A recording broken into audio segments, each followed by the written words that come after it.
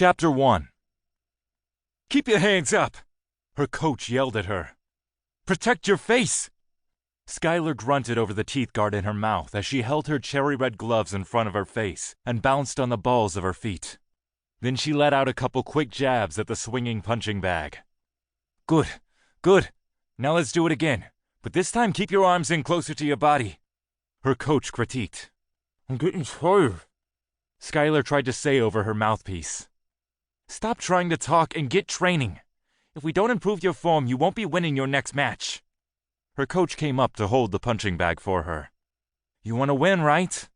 Can't you see the trophy, all shiny and gold?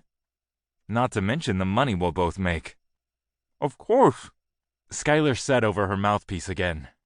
She'd been imagining winning the championships for the last year. It was so close, and she could taste the victory. It would be so sweet and so filling. "Would you take that damn thing out your mouth? Not like you need it when you're only versing a punching bag. It's not about to punch you back, and I can barely understand you when you speak." Skylar took off one of her gloves and then took out her mouthpiece. "I like training with all my equipment on. I always train this way. You know that. It's like my good luck charm." Her coach, Michaela, shook her head, but laughed. "Fine then. Take a break, get some water.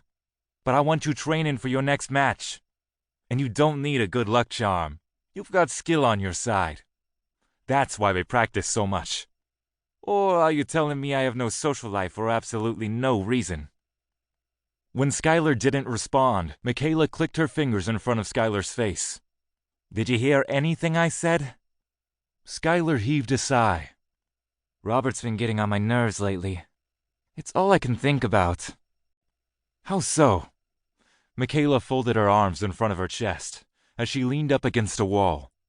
Not only was she Skylar's coach, but it was her job to make sure nothing else interfered with her best asset's ability in the ring. Kind of like a shrink. So if they needed to talk about Robert, they would talk about Robert.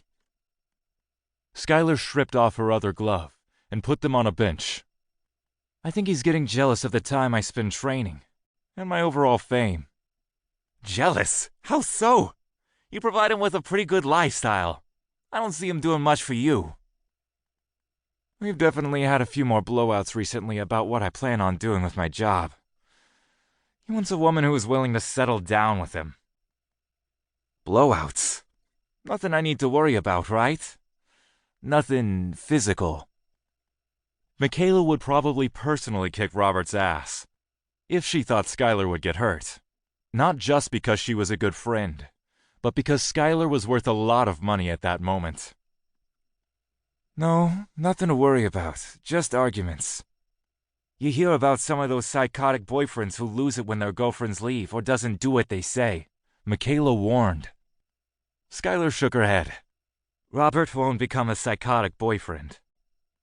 Maybe it's time for you to find a new boyfriend. Someone who doesn't feel threatened by you being the breadwinner.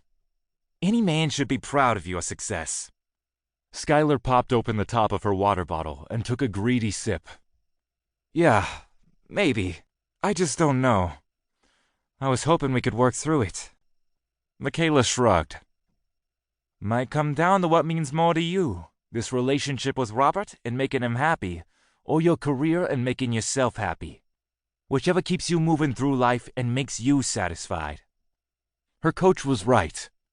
It was probably time for her to choose which one was more important. In less than a year, you have the championships. You're so close to your goal. "But if I win the championships, my life might get even busier, with sponsors and media." "But you'll be making a lot more and doing the thing you love." Skylar smiled. "So will you." "True, but I won't pressure you either way. As long as you do what's right for you." Michaela gave her a one-armed hug around the shoulders. "You're a strong woman, Skylar. And if Robert's bringing you down or making you doubt yourself, it's time to make a decision. I'm not only your coach, I'm your friend as well." She was right. Skylar had recently been missing more practices, just so she could make Robert feel better. But it also meant sacrificing a career she had worked so hard for.